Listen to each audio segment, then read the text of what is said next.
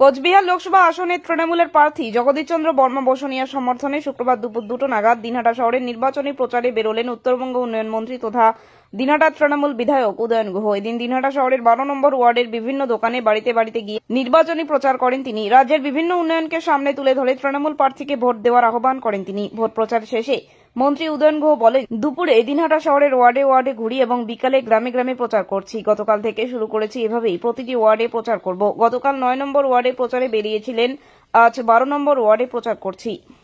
শহরেও প্রচার করছেন মানে আমি তো প্রত্যেকটা ভোটেই শহরে প্রচার করি, যখন সুযোগ পাই।